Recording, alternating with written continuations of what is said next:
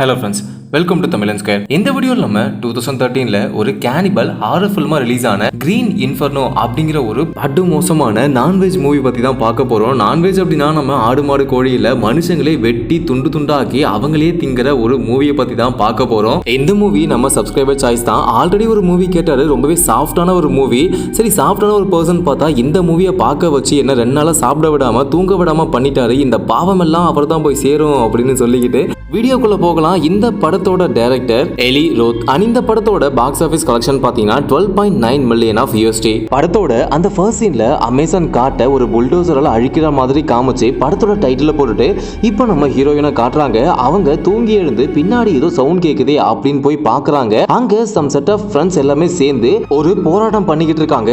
இந்த விஷயத்த நம்ம ஹீரோயினும் அவளுடைய ஃப்ரெண்டும் 2 பேரும் பார்த்துட்டு இவங்க கிளாஸுக்கு போறாங்க. அங்க இவங்களுக்கு பழங்குடியின மக்களை பத்தியும் அவங்களுக்கு நடக்கிற அந்த சடங்கு முறைகளை பத்தியும் பாக்குறாங்க. அதுல என்ன சொல்றாங்கன்னா, அங்க இருக்கிற பெண்கள் எல்லாருமே சின்ன வயசுலயே அவங்களுடைய பெண் உறுப்பை சிதைச்சுக்கணும். அப்படி பண்ணாதான் அவங்க ஒரு முழு பெண்ணா அந்த கிராமத்துல வாழ முடியும். இப்படி எல்லாம் பண்ணிக்கிட்டு இருக்காங்க அப்படின்னு அந்த டீச்சர் லெசன் எடுத்துக்கிட்டு இருக்காங்க. இது ரெண்டுத்தையுமே நம்ம ஹீரோயினும் அவங்க ஃப்ரெண்டும் கேட்டுட்டு ரொம்பவே அப்செட் ஆயிடுறாங்க. இப்படிலாம் கூட பண்ணுவாங்களா, மக்கள் இப்படி கூட வாழ்ந்துகிட்டு இருக்காங்களா அப்படின்ற மாதிரி அவங்க பேசிக்கிட்டு இருக்காங்க. இப்படி இவங்க பேசிக்கிட்டு இருக்கும் போது ஒரு விஷயம் கன்வே ஆகுது. என்னன்னா, ஹீரோயினோட அப்பா யுனைடெட் நேஷன்ல ஒரு பெரிய தலைவர் அப்படிங்கிறது. இவங்க கிளாஸ் முடிச்சுட்டு வெளியில வராங்க. அப்போ அந்த போராட்டம் பண்ணிக்கிட்டு இருந்தவங்கள ஒருத்தவங்க வந்து நம்ம ஹீரோயின் கையில ஒரு சீட், அதாவது ஆக் அப்படின்னு சொல்லிட்டு ஒரு சீட்டை கொடுத்துட்டு அந்த குரூப்ல நீங்க ஜாயின் பண்ணணும் அப்படின்னு நம்ம ஹீரோயின் கிட்ட சொல்லிட்டு போறான். இவங்க 2 பேரும் பேசிக்கிட்டு இருக்காங்க, அந்த குரூப்ல நம்ம ஜாயின் பண்ணலாமா வேண்டாமா அப்படின்னு. அதுக்கப்புறமா ஹீரோயின் அந்த ஃப்ரெண்ட்ஸ் கூட சேர்ந்து ஒரு பார்ட்டியில இருக்காங்க.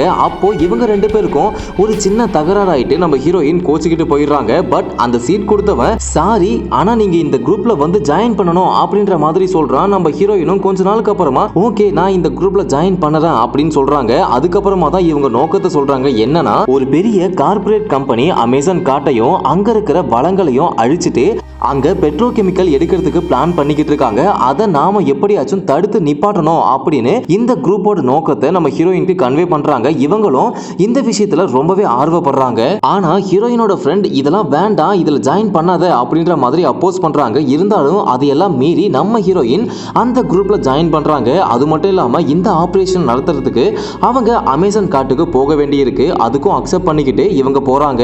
இந்த டீமோட லீடர் ஒருத்தவன் இருப்பான். இவங்க எல்லாருக்குமே ஸ்பான்சர் பண்றதுக்கு இன்னொருத்தவன் கார்லோஸ் அப்படின்னு ஒருத்தவன் இருப்பான். அவன் தான் இவங்களுக்கு இந்த ஹெலிகாப்டர் பிளேன் எல்லாத்தையுமே செட் பண்ணி கொடுத்துட்டு இந்த ஆபரேஷனுக்கு தேவையான எல்லா ஃபண்டையுமே கொடுத்துட்டு அந்த இடத்துக்கு கூட்டிட்டு போறான். இவங்க ஆபரேஷனோட நோக்கம் என்னன்னா, அந்த இடத்துக்கு போயிட்டு அவங்க பண்ற தப்ப எல்லாத்தையுமே லைவா ஃபுட்டேஜ் எடுத்து அதை அப்படி சோஷியல் மீடியாவில் பப்ளிஷ் பண்ணணும் அப்படிங்கிறது தான். அதுக்கேற்ற மாதிரி இவங்க சேட்டலைட் போன், GPS எல்லாத்தையுமே எடுத்துக்கிட்டு அந்த ஹெலிகாப்டர்ல பறந்து போறாங்க. அதுக்கப்புறமா ஒரு போட் பிடிச்சி அந்த அமேசான் காட்டுக்குள்ள போறாங்க. இவங்க அங்க வேலை செய்யற வேலையாட்கள் மாதிரியே ட்ரெஸ் எல்லாம் போட்டுக்கிட்டு அவங்களே ஒரு மரத்துல கட்டிக்கிட்டு அவங்க வந்து பிடிச்சி எடுத்தாலும் வெளியே வராத மாதிரி இவங்கள டைட் பண்ணிக்கிட்டு அப்படியே போனை காமிச்சு இவங்க பண்ற எல்லாத்தையுமே சோஷியல் மீடியாவில் பப்ளிஷ் பண்ணணும். அதுக்கேற்ற மாதிரி இவங்க ப்ரிப்பேர் ஆகிட்டு இருக்காங்க. ஆனா நம்ம ஹீரோயினோட பூட்டு மட்டும் அந்த இடத்துல பூட்ட மாட்டுது.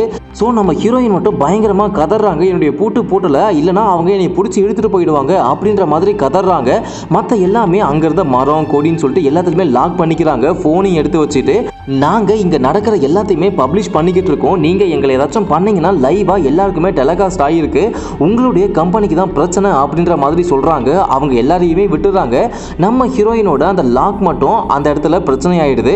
ஸோ அதனால ஹீரோயினை மட்டும் வெளியில பிடிச்சி வச்சுக்கிறாங்க. அப்போதான் பக்கத்துல அந்த டீம் லீடர் சொல்றான், நம்ம ஹீரோயின் ஒரு யுனைடெட் நேஷனோட முக்கிய புள்ளியோட டாட்டர், அவங்க மேல கை வச்சீங்கன்னா நாடே கொந்தளிச்சு எழும் அப்படின்ற மாதிரி சொல்றாங்க.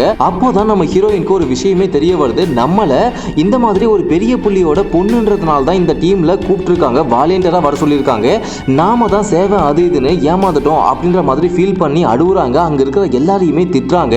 இப்போ ஒரு வழியா அந்த ஆபரேஷன் சக்சஸ்ஃபுல்லா முடிச்சுட்டு இவங்க திரும்பவும் அந்த பிளேன்ல ஏறிட்டு அந்த அமேசான் காட்டை கடந்து போய்கிட்டு இருக்காங்க. ஆனா எதிர்பாராத விதமா இவங்களுடைய அந்த ஹெலிகாப்டர் அந்த காட்டோட நடுவுல ரிப்பேர் ஆயிட்டு உள்ள உடைஞ்சு போயிடுது. இதனால அதுல இருந்த நிறைய பேர் அங்கவே அந்த ஆக்சிடென்ட்ல சிக்கி இறந்து போயிடுறாங்க. மீதி இருந்த கொஞ்சம் பேர் ஒரு பக்கமா தப்பிச்சு வந்துட்டு கிடைக்கிற கொஞ்சம் பொருளை தேடிக்கிட்டு இருக்காங்க. அப்போதான் ஒரு பொண்ணு பக்கத்துல யாரோ ஒருத்தவங்க நம்மளை சுத்தி வளைக்கிற மாதிரி அவங்க ஃபீல் பண்றாங்க. என்னன்னு சொல்லிட்டு எட்டி பார்க்கும்போது அந்த பழங்குடியின மக்கள் தான் அவங்க கிட்ட இருக்கிற அந்த வில் அம்பு எல்லாத்தையுமே யூஸ் பண்ணி இவங்க எல்லாரையுமே அரெஸ்ட் பண்ணி அவங்க அவங்களுடைய அந்த கிராமத்துக்கு கூட்டிட்டு போறாங்க. இதுல கொஞ்சம் பேரு அவங்க நடத்தின அந்த வில்லம்பு யுத்தத்துல இறந்தும் போயிடுறாங்க. படு மோசமா அவங்க இறந்து போனதுனால மீதி இருக்கிற எல்லாருமே பயத்தோட அந்த குடிசைக்கு போய்கிட்டு இருக்காங்க. 1-2 பேர் தான் இருக்காங்கன்னு பார்த்தா ஒரு கிராமமே அந்த இடத்துல இருக்கு. இவங்க எல்லாரையுமே ரொம்பவே சந்தோஷமா ஏதோ அவங்களுக்கு ஒரு வருஷத்துக்கு தேவையான உணவு கிடைச்ச மாதிரி சந்தோஷமா இவங்கள வரவேற்கிறாங்க. இப்போ நம்ம ஹீரோயின், அந்த லீடர் கார்லோஸ், அப்புறம் இன்னும் ஒரு 2 பேரு, மொத்தமா ஒரு 7 பேரு அந்த ஆளுங்க கிட்ட மாட்டிக்கிட்டு அந்த குடிசைக்கு போறாங்க. அங்க போய் பார்த்ததுக்கு அப்புறம் தான் ஒரு ஊரையே பார்த்து இவங்க எல்லாருமே பயந்து போறாங்க. இப்போ நம்ம ஹீரோயினை ஸ்டார்டிங் இந்த டீமுக்கு ஜாயின் பண்ண சொல்லி ஒரு குண்டை கூட்டு இருப்பான். அவனை தான் ஃபர்ஸ்ட் போனியா அந்த ஊர் மக்கள் தேர்ந்தெடுக்கிறாங்க. அவனுக்கு குடிக்கிறதுக்கு ஒரு திரவம் மாதிரி கொடுக்குறாங்க. அதையும் அவன் குடிச்சிட்டு ஏதோ நமக்கு அவங்க நல்லது பண்ண போறாங்க அப்படின்னு ஒரு பெரிய கட்டையில படுக்க வைக்கிறாங்க. இவனும் போயிட்டு படுக்கிறான். அந்த ஊரோட ஒரு பெரிய பாட்டி இருப்பாங்க போல, அவங்க தான் அந்த ஊரோட தலைவி மாதிரி இருக்காங்க. அவங்க தான் ஃபர்ஸ்ட் வந்து இவனுக்கு ஏதோ மந்திரம்லாம் பண்ணிட்டு இவனுடைய கண்ணை ஏதோ கமரு கட்டு மாதிரி அப்படியே கத்தியை விட்டு குத்தி ஒரு கண்ணை எடுத்து அப்படி திங்குறாங்க. அடுத்தது இன்னொரு கண்ணு, அடுத்தது ஒரு காலு கையின்னு தனித்தனியா வெட்டி ஏதோ நாம இந்த தீபாவளி சண்டேவுக்கு ஆடு கோழி எல்லாம் வெட்டுற மாதிரி அப்படி தனித்தனியா வெட்டி ஒரு பார்ட்டையும் ஒரு மாதிரி சமைச்சுக்கிட்டு இருக்காங்க. இங்க இருந்த மீதி பேரு பார்த்து அப்படியே கொலை நடுங்கி போறாங்க. அந்த ஊர் மக்கள் ஒரு பார்ட்டையே எடுத்துட்டு போயிட்டு அந்த தோலெல்லாம் உடிச்சிட்டு அதை உப்பு கண்டம் போட்டு ஊறுகாய் மாதிரி அதை ரெடி பண்ணி, அது மட்டும் இல்லாம அங்க ஒரு மண் அடுப்பு மாதிரி இருக்கு. அதுக்குள்ள இவனுடைய அந்த உடம்ப வச்சு அதை ஒரு மீன் மாதிரி பீஸ் பீஸா வெட்டி என்னென்னமோ பண்ணி அதை சாப்பிட்டுக்கிட்டு இருக்காங்க. இப்போ மீதி இருக்கிறவங்க பேசிக்கிட்டு இருக்காங்க. அப்போ அந்த டீம்ல இருக்கிற ஒருத்தவங்க சொல்றான், நாம அந்த கன்ஸ்ட்ரக்ஷன் வேலையை பாதி நாளைக்கு தான் தடுத்து நிப்பாட்டி இருக்கோம். கொஞ்ச நாள்ல அவங்க புல்டோசர் எல்லாம் கொண்டு வந்துருவாங்க இந்த இடத்துக்கு, நாம தப்பிச்சிடலாம் அப்படின்ற மாதிரி சொல்றாங்க.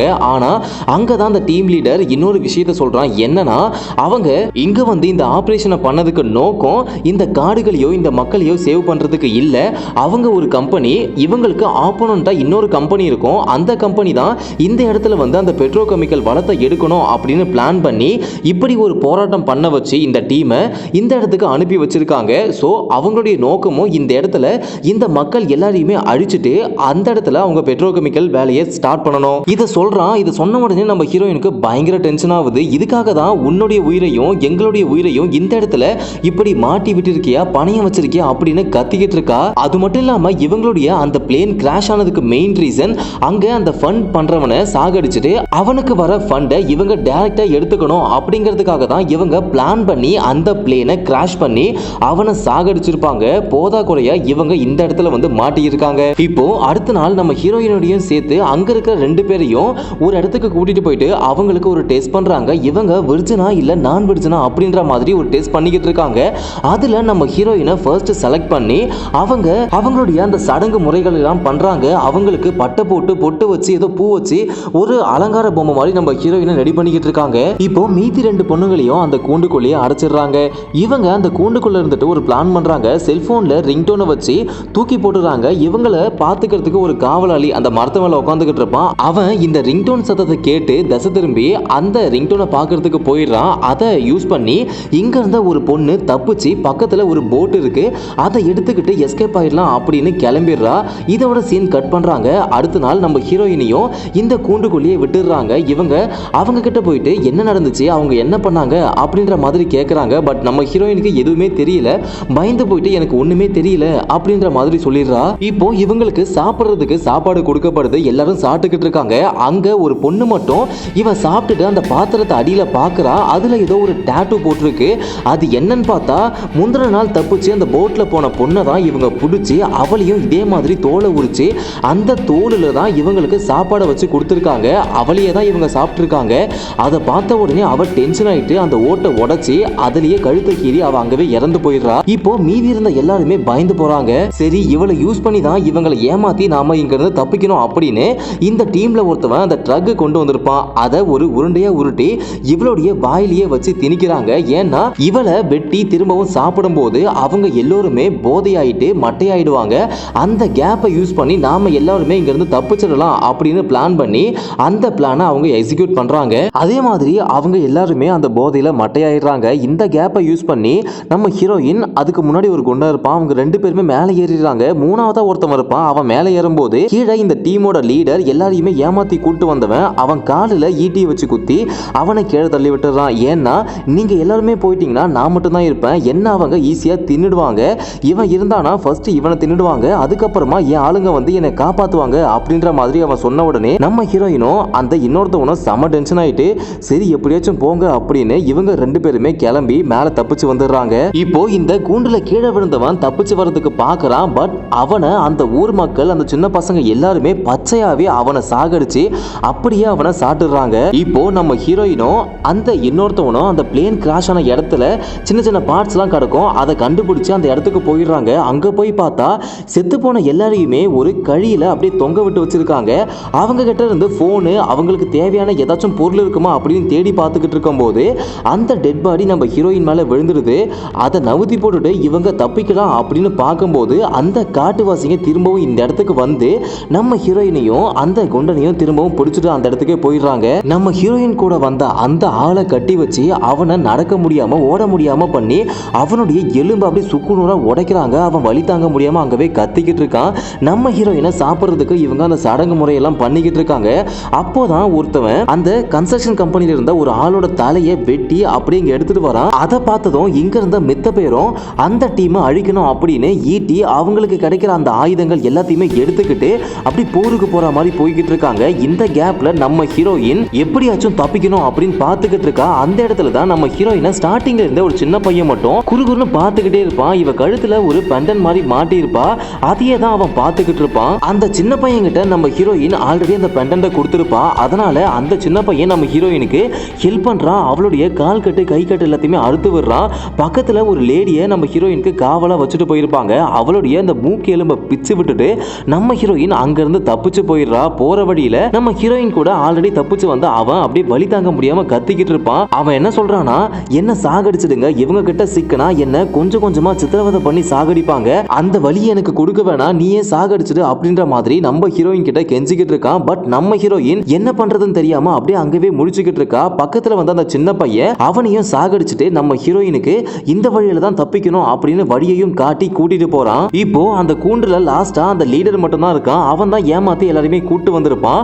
அவனை நம்ம ஹீரோயின் காப்பாத்தாம நீ இங்கவே கடந்து சாகு, நீ பண்ணதுக்கு இதுதான் பனிஷ்மெண்ட் அப்படின்னு விட்டுட்டு நம்ம ஹீரோயின் மட்டும் அந்த காட்டு வழியா தப்பிச்சு ஓடிக்கிட்டு இருக்கா. இந்த ஆதிவாசி சின்ன பையன் நம்ம ஹீரோயினுக்கு ஹெல்ப் பண்றத அங்க இருந்த ஒரு சின்ன பொண்ணு பார்த்துட்டு கத்தரா. அவங்க ஆளுங்க எல்லாரையுமே கூப்பிடுறா. அவங்க எல்லாருமே வந்துட்டு ஹீரோயின் போனா அந்த வழியிலேயே பின்னாடி அப்படியே போய்கிட்டே இருக்காங்க. அந்த சின்ன பையன் லாஸ்டா ஒரு இடத்த காமிச்சிட்டு அந்த போட்ல தப்பிச்சு போ அப்படின்ற மாதிரி காட்டுறான். நம்ம ஹீரோயினும் அங்க இருந்து தப்பிச்சு போயிடுறாங்க. இப்போ ஆல்ரெடி அந்த இடத்துல அந்த காட்டை அழிக்கிறதுக்கு பிளான் பண்ண அந்த ஆளுங்களும் இந்த பழங்குடியின மக்களும் அப்படியே போர் புரிஞ்சுக்கிட்டு இருக்காங்க.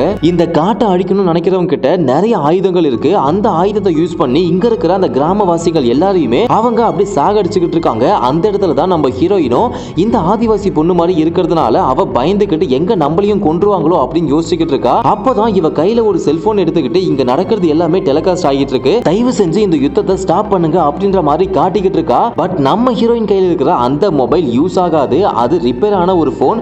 அதை வச்சுதான் இவங்களை ஏமாத்திக்கிட்டு இருக்கா. அவங்களும் பயந்து போயிட்டு எங்க நாம மாட்டிக்க போறோம் அப்படின்னு அவங்க சொல்றத ஸ்டாப் பண்றாங்க. இப்ப ஹீரோயின் கிட்ட அந்த டீம்ல இருந்த ஒருத்தன் மட்டும் அப்படி நெருங்கி வந்துகிட்டு இருக்கா. நம்ம ஹீரோயின் பயந்து போயிட்டு அந்த செல்போன் அப்படியே உடைச்சிடுறா.